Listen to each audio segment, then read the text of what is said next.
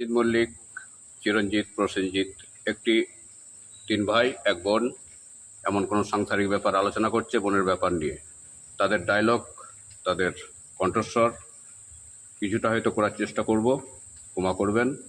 যদি ভালো লাগে একটু পাশে থাকবেন। পর্দা থেকে শুরু করছে রঞ্জিত মল্লিক থেকে।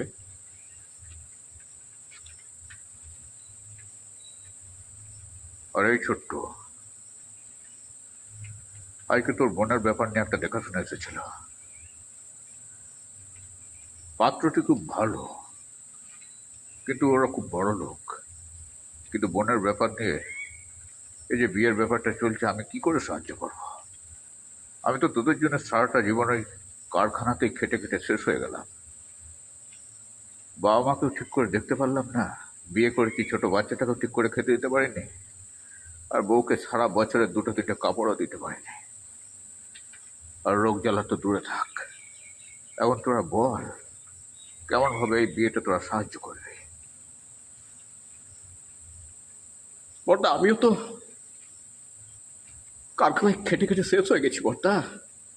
কিন্তু এই ছোট বোন বাবা মরার আগে বলে গেছিল, এই বোনটাকে তোরা ভালো করে বিয়ে দিবি রে, মানুষ করবি। তাই এই বোনকে আমরা ছাড়া থাকতে পারবো না। যেমন করে ওকে ভালো করে ভালো বরে দিয়েই দেবো বর্দা। ঠিকই বলেছ, ঠিকই বলেছ বর্দা। মেয়েটা তোমরা ঠিকই বলেছ। আমি ছোটদা হয়েও এই ছোটবেলা থেকে মানুষ করেছি। আমি ওর ঘর সংসার ভালো করে করে দেবই। আমরা সবাই চেষ্টা করব যাতে ওর ভালো করে বিয়েটা হয়ে যায়। দরকার হলে আমি 2টো টিউশন আরও বাড়িয়ে দেবো, তাতেও কি হবে না বড়দা? তোরা চেষ্টা করে দেখ, আমার কিছু বলার নেই। তাতে যেমন করে হোক ওই পাত্রকে হাতছাড়া করা যাবে না। তুমি ঠিকই বলেছো বড়দা। আমি এর জন্য কারখানাতে আরও 2টো কাজ ধরে নেবো, যাতে করে আমার বোনটার ভালো করে বিয়ে হয়ে যায়। আমরা সবাই চেষ্টা করব, আর আমাদেরকে চেষ্টা করতেই হবে এই বোনটার যেন সংসারটা ভালো হয়, সুখের হয়, স্বর্গ হয়। তুমি ঠিকই বলেছো বেটা।